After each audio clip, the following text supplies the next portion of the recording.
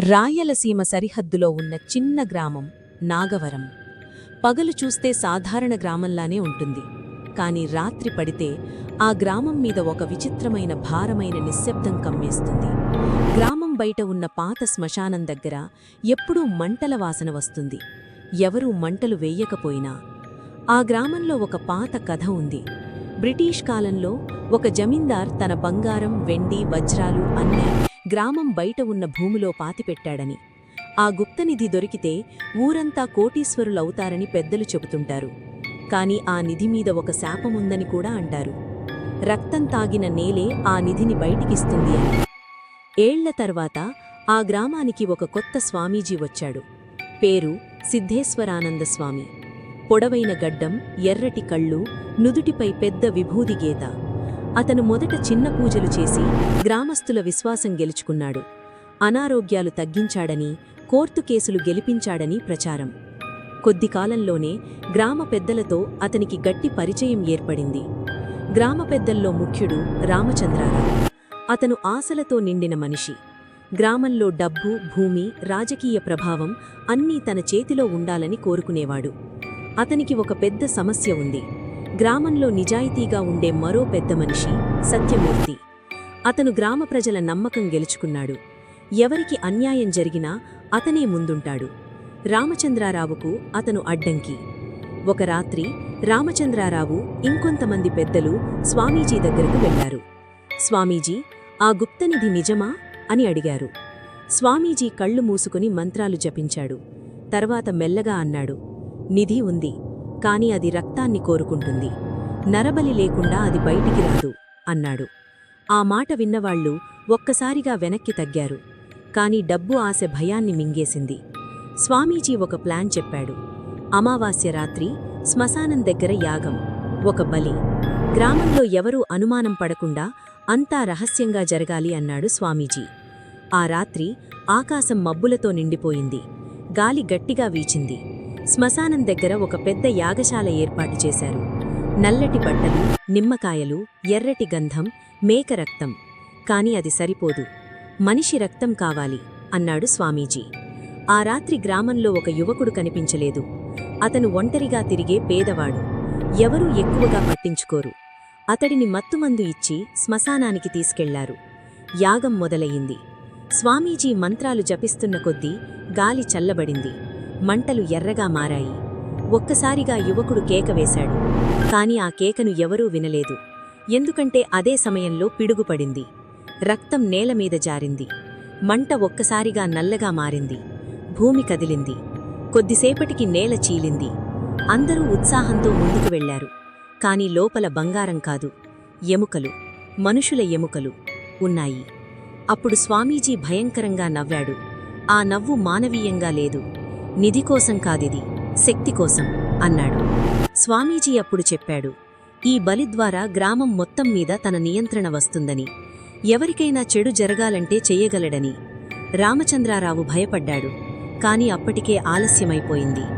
మరుసటి రోజు సత్యమూర్తి అనారోగ్యంతో పడిపోయాడు. అతని ఇంట్లో విచిత్రమైన వస్తువులు కనిపించాయి. నిమ్మకాయలతో గుచ్చిన సూదులు, రక్తపు బొట్లు, బూడిద, చేతబడి చేసిన ఆనవాళ్లు. సత్యమూర్తి రోజురోజుకీ క్షీణించాడు. రాత్రిళ్ళు అతను గట్టిగా ఆరుస్తున్నాడు. అతను నన్ను పిలుస్తున్నాడు శ్మశానం నుంచి అని. గ్రామంలో ఒక్కొక్కరిగా అనారోగ్యాలు మొదలయ్యాయి. పశువులు చనిపోయాయి. పిల్లలకి జ్వరం. ప్రజలు స్వామీజీ దగ్గరకు పరుగులు తీశారు. అతను ఒక్క మాట అన్నాడు, ఇంకో బలి అవసరమని. అప్పుడు గ్రామ పెద్దలకు అర్థమయ్యింది. వారు స్వామీజీని కాదు, ఒక దయ్యాన్ని గ్రామానికి ఆహ్వానించారు అని. ఒక రాత్రి సత్యమూర్తి చివరి శ్వాస తీసుకునే ముందు అన్నాడు, నరబలి ఇచ్చిన నేల రక్తం తాగడం ఆపదు. ఆ మాటలతో అతను చనిపోయాడు. అదే రాత్రి స్వామీజీ కనిపించలేదు. కాని శ్మశానం దగ్గర మళ్లీ మంటలు కనిపించాయి. గ్రామం ఇప్పుడు ఖాళీ అవుతోంది. ఎందుకంటే ప్రతి అమావాస్యకి ఒకరు మాయమవుతున్నారు. ఇప్పటికీ నాగవరం దగ్గరగా వెళితే రాత్రి శ్మశానం వైపు ఎర్రటి వెలుగు కనిపిస్తుందని అంటారు. అది నిధి వెలుగు కాదు, అది ఇంకా రక్తం కోసం ఎదురుచూస్తున్న యాగం మంట, డీమన్. సత్యమూర్తి చనిపోయిన రోజునుంచి నాగవరం గ్రామం మీద ఒక అజ్ఞాతమైన భారమైన శాపం కమ్ముకుంది. అతని అంత్యక్రియలు జరిగిపోయాయి. కాని గ్రామస్తుల గుండెల్లో భయం మాత్రం మిగిలిపోయింది. అతని ఇంటి గోడలపై కనిపించిన నల్లటి చేతి ముద్రలు, నేలపై వేసిన ఎర్రటి బూడిద వలయం, ఇవన్నీ చూసిన వాళ్లు ఒక్క మాట కూడా మాట్లాడలేకపోయారు. బయటికి మాత్రం సహజ మరణమని ప్రచారం చేశారు. కాని ఆ రాత్రి ప్రతి ఒక్కరి ఇల్లు ఒకే విధంగా మారిపోయింది. గడియారాలు 12:09 దగ్గర ఆగిపోయాయి. కుక్కలు ఒకేసారి అరవడం మొదలుపెట్టాయి. గాలి ఒక్కసారిగా చల్లబడింది. ఎవరో గ్రామం మీదుగా నెమ్మదిగా నడుస్తున్నట్టు అనిపించింది. స్వామీజీ మాత్రం కనిపించలేదు. అతని ఆశ్రమం తలుపులు తెరిచి ఉన్నాయి. లోపల మంటలు ఆరిపోయినా కాలిన రక్తం వాసన ఇంకా వస్తోంది. మధ్యలో యంత్రం మీద వేసిన ఎర్రటి మరకలు ఇంకా ఎండిపోలేదు. గోడపై ఒక వాక్యం రాసి ఉంది, శక్తి బలితోనే వస్తుంది అని. ఆ వాక్యం చూసిన క్షణం నుంచి గ్రామ పెద్దల గుండెల్లో ఒక అనుమానం మొదలయ్యింది. వారు నిధి కోసం చేసిన నరబలి ఇప్పుడు వాళ్ల మీద తిరగబడుతుందేమో అనే భయం. అమావాస్య రాత్రి వచ్చింది. ఆ రాత్రి ఆకాశం పూర్తిగా మబ్బులతో నిండిపోయింది. చంద్రుడు కనిపించలేదు. గ్రామం మొత్తం నిశ్శబ్దంగా ఉంది. కాని ఆ నిశ్శబ్దం సహజంగా లేదు. అది నరబలి కోసం ఎదురు చూస్తున్నట్టు ఉంది. రాత్రి 12 దాటిన క్షణం ఒక్కసారిగా శ్మశానం వైపు ఎర్రటి వెలుగు కనిపించింది. అది మంట కాదు, అది పొగ కాదు, అది నేలలోంచి వెలువడుతున్న ఒక విచిత్రమైన కాంతి. గ్రామ పెద్ద రామచంద్రారావు తన మంచం మీద కూర్చున్నాడు. అతని గుండె బలంగా కొట్టుకుంటోంది. అతను తన గదిలోని తలుపు మూసుకున్నాడు. కాని గదిలోని అద్దం ఒక్కసారిగా పగిలిపోయింది. అద్దంలో అతని ప్రతిబింబం కనిపించలేదు. బదులుగా అక్కడ ఒక నల్లటి ఆకారం నిలబడి ఉంది. పొడవైన చేతులు, ఎర్రటి కళ్ళు. అది మెల్లగా మాట్లాడింది, నువ్వే మొదట చచ్చేది అని. అతను కేక వేయడానికి ప్రయత్నించాడు. కాని గొంతులోంచి శబ్దం రాలేదు. గడిలోని గాలి భారంగా మారింది. అతని మెడ చుట్టూ ఎవరో కనిపించని తాడు బిగించినట్టు అనిపించింది. అతను నేలమీద పడిపోయాడు. మరుసటి రోజు ఉదయం అతను కనిపించలేదు. అతని ఇంటి గదిలో నేలపై ఒక కొత్త రక్తపు వలయం మధ్యలో అతని ఉంగరం మాత్రమే ఉంది. ఇలా ఒక్కొక్కరిగా యాగంలో పాల్గొన్న పెద్దలు మాయమవడం మొదలయింది. ఎవరి ఇళ్లలో చూసినా ఒకే విధమైన గుర్తు, ఎర్రటి బూడిద, నల్లటి బొట్టు, కాలిన నిమ్మకాయలు. గ్రామం ఇప్పుడు పూర్తిగా భయంతో కుదేలైపోయింది. ప్రజలు గ్రహించారు, వారు స్వామీజీని కాదు, ఒక రక్తపిశాచ శక్తిని గ్రామానికి ఆహ్వానించారు అని. ఒక రాత్రి చివరి పెద్ద వెంకటప్ప ధైర్యం చేసి శ్మశానం దగ్గరకు వెళ్లాడు.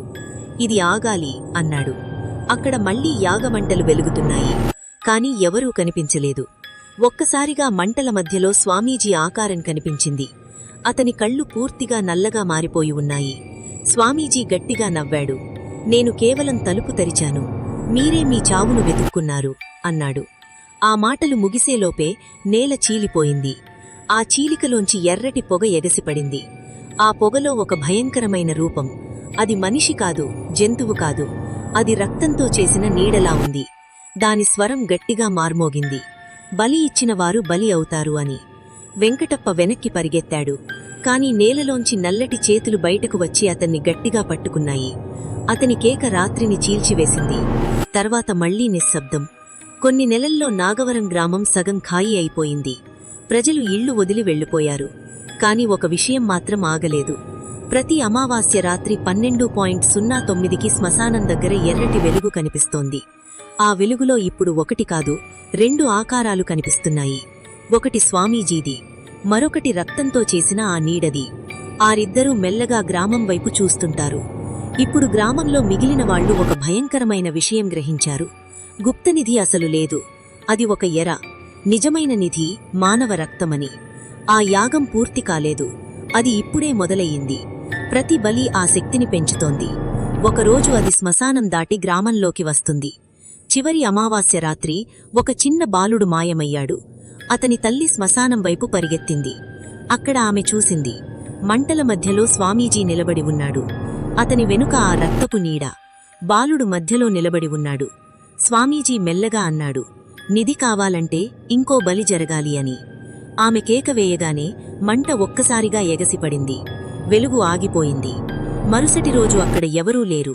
కాని నేలపై ఒక కొత్త వాక్యం రాసి ఉంది, ఆశ ఎప్పుడూ రక్తం కోరుకుంటుంది అని. ఇప్పటికీ నాగవరం మ్యాప్లో ఉంది. కాని రాత్రి అమావాస్యకి అక్కడికి వెళ్లే ధైర్యం ఉన్నవాళ్లు ఎవరూ లేరు. ఎందుకంటే అక్కడ నేల ఇప్పటికీ వేడిగా ఉంటుంది. అది ఇంకా తాగిన రక్తాన్ని జీర్ణించుకోలేదు. మరి ఎవరైనా డబ్బు కోసం, శక్తి కోసం చీకటిని పిలిస్తే చీకటి ఒంటరిగా రాదు. అది నరబలి తీసుకుని మాత్రమే తిరిగి వెళ్తుంది. డీమన్. మన దెయ్యాల కథలు ఛానల్ని అందరూ తప్పకుండా సబ్స్క్రైబ్ చేసుకోండి. మీకోసం ఇలానే మరిన్ని దెయ్యాల కథలతో మీ ముందుకు వస్తూనే ఉంటాను.